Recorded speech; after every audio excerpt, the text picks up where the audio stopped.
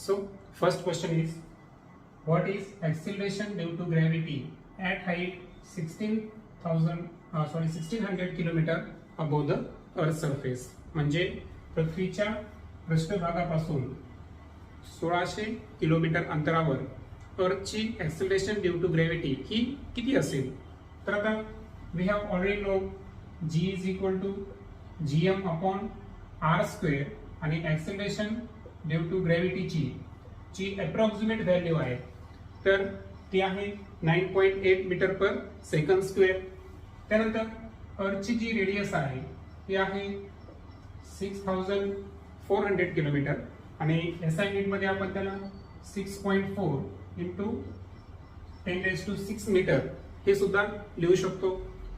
आता आपल्याला जो डाटा अवेलेबल आहे तर आपल्याकडे अर्थ वरची एक्सेलरेशन ड्यू टू ग्रॅव्हिटी आहे, अर्थची रेडियस आहे, त्यानंतर आपल्याला हाईट दिलेली आहे की ज्या हाईटला ऍक्च्युअल आपल्याला acceleration due to gravity find करायची आहे आणि डेफिनेटली 1600 किलोमीटरवर ग्रॅव्हिटीची व्हॅल्यू काय असेल तर definitely it should be GH. त्याला आपण GH कन्सिडर करू आणि so formula is acceleration due to gravity at height h is equal to g in bracket 1 minus 2h upon r. आणि सो आता आपण व्हॅल्यू पुट अप करू. g ची जी व्हॅल्यू आहे ती आहे 9.8 1 minus 2 into हाईट दिलेली आपल्याला 1600 किलोमीटर. आता ऍक्च्युअल हाईट आणि रेडियस हे न्यूमरेटर आणि डिनोमिनेटर मध्ये आहे सो एसआय मध्ये कन्वर्ट करण्याची गरज नाही and divided by 6400 kilometre. So 9.8 in bracket 1 minus so definitely जर आपण कॅल्क्युलेशन फायनलाइज केले तर ते येते 1/2. 1/2 means 0.5. Okay and so 9.8 multiply by remaining राहतात 0.5 and so final answer is 4.9 metre per second square. So 1600 kilometre या हाईटवर जी ग्रॅव्हिटीची व्हॅल्यू असेल ती असेल 4.9 metre per second square. Okay so next question is at which height from the earth surface value of gravity should be 1/4 of the earth. आता यामध्ये एक लक्षात घ्या की आपल्याला एक विशिष्ट हाईटवरची ग्रॅव्हिटी जी आहे तिची व्हॅल्यू ही एक्सेलरेशन ड्यू टू ग्रॅव्हिटीच्या टर्म्स मध्ये दिली आहे. मीन्स GH ची व्हॅल्यू जी आहे ही ओरिजिनल जी अर्थची सरफेसवरची ग्रॅव्हिटी आहे त्याच्या 1/4 आहे. So definitely GH is equal to 1/4 into G और we can write GH is equal to G/4. Okay now जो आपला बेसिक फॉर्म्युला होता तो होता GH is equal to G 1 minus 2H upon R आणि यामध्ये आपल्याला हाईट फाइंड करायची आहे. हाईट साठी सूत्र मी सिम्प्लिफाय करून दाखवलं होतं, पुन्हा एकदा करू आपण. So 1 minus 2H upon R is equal to GH upon G. 2H upon R is equal to 1 minus GH upon G and H is equal to R/2 in bracket 1 minus GH upon G. Okay तर अशा पद्धतीने height आपण simplify करू शकतो. आता असं नाही की तुम्हाला हाच फॉर्म्युला वापरावा लागेल, तुम्ही या फॉर्म्युलेने सुद्धा आपण हे गणित सॉल्व्ह करू शकता. आपण दोन्ही पद्धतीने पाहू वाटल्यास. तर फर्स्टली आपण हा फॉर्म्युला नंबर 1 युटिलाइज करू. सो GH ची व्हॅल्यू दिली आहे G/4 is equal to G 1 minus 2H upon R. So ते मी R ची व्हॅल्यू पुट अप करत नाही. Okay so G get cancel आणि so 1 minus 2H upon R ची जी व्हॅल्यू आहे ती आली 1/4. Okay so 2H upon R is equal to 1 minus 1/4 and definitely 4 1s are 4 तर ती व्हॅल्यू येईल 4 minus 1 3/4. So 2h is equal to 3/4r. Okay. आणि फायनली जर h फाइंड करायचं असेल तर डेफिनेटली 3 आणि 2 जे आहे ते मल्टिप्लाय जातील. 4 2 जा 8 इंटू r.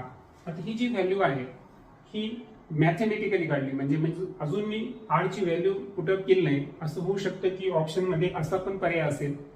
त्यानंतर आता इथे आपण वाटल्यास r ची किंमत पुटअप करून ती व्हॅल्यू कॅल्क्युलेट करू शकतो.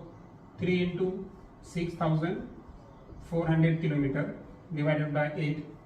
8 8 जा 64 and 8 3 जा 24. ओके. सो फायनली आन्सर जे आलं ते आलं 2400 किलोमीटर या हाईटला acceleration due to gravity G आहे ही अर्थच्या ग्रॅव्हिटीच्या 1/4 असेल, किंवा r च्या टर्म्स मध्ये सुद्धा आपण आन्सर फाइंड केलेला आहे. देन आता फॉर्म्युला नंबर जो 2 आहे या 2 फॉर्म्युल्याने सुद्धा आपण सेम आन्सर फाइंड करू शकतो. So definitely r/2 1 minus gh ची व्हॅल्यू जी आहे ती आहे g/4 divided by g.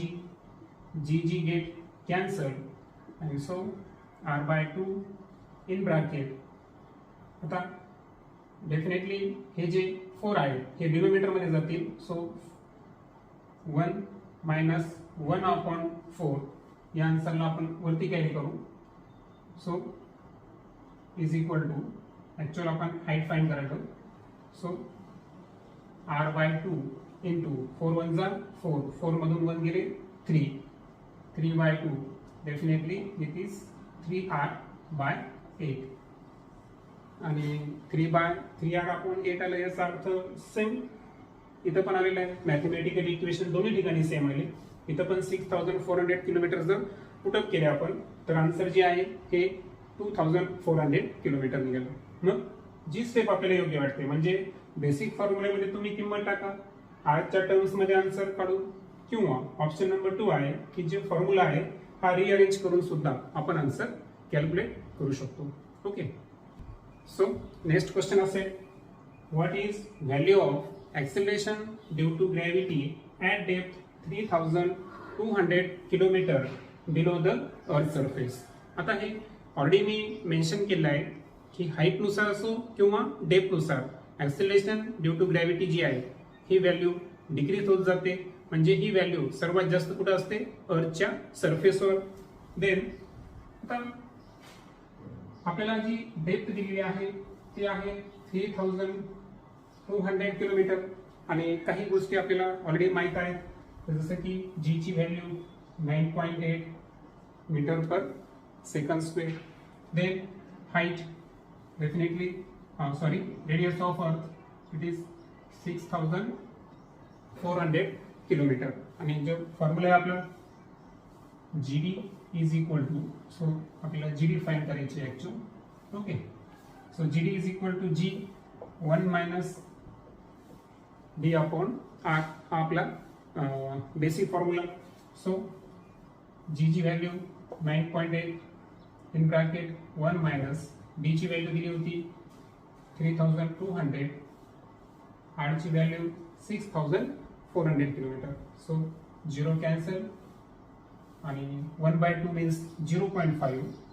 So 1 minus 0.5 9.8 into 0.5 and so जे आन्सर आहे ते 4.9 मीटर्स पर सेकंड स्क्वेअर मीन्स 200 किलोमीटरला ऑलमोस्ट जी ग्रॅव्हिटी आहे पृथ्वीची ही हाफ होऊन जाते. हे सुद्धा आपल्या इथं लक्षात येईल. ओके. फायनली एक लास्ट प्रॉब्लेम की at which depth earth acceleration due to gravity should be 25%. म्हणजे अशी पृथ्वीच्या बिलो अशी कोणती डेप्थ आहे की त्या डेप्थला ऍक्सिलरेशन ड्यू टू ग्रॅव्हिटीची ही ऑलमोस्ट व्हॅल्यू 25% असेल. सो डेफिनेटली जे गिवन दिलेले आहे आपल्याला, so GD is 25% of G. आता पर्सेंटेज म्हणलं तर कन्फ्यूज व्हायचं नाही. सो पर्सेंटेज मीन्स 25 ला आपण 100 न या ठिकाणी डिवाइड करू शकतो. अँड सो शुड बी 1/4 और we can write G/4. So GD ची व्हॅल्यू आपण जी अपॉन 4 ही सुद्धा कॅरी करू शकतो. त्यानंतर जो आपला फॉर्म्युला आहे तो आहे GB is equal to G in bracket 1 minus D upon R. आता अगोदर आपण आपलं जे आन्सर आहे हे अर्थच्या रेडियसच्या टर्म्स मध्ये काढू आणि फर्दर आपण कॅल्क्युलेशन करू. सो जीबी ची व्हॅल्यू दिली होती आपल्याला G upon 4 is equal to G 1 minus D upon R. So G get cancel 1 minus D upon R जे की राईट हँड साइडची व्हॅल्यू अगोदर घेतली इज इक्वल टू असेल 1 upon 4. So D upon R is equal to 1 minus 1 by 4. Okay. Then D is equal to R in bracket 4 1 is 4. So 3 upon 4. And so D is equal to 3R upon 4. तर ही R च्या terms मध्ये value झाली. किंवा जर आपण R ची value put up करायची असेल तर okay, so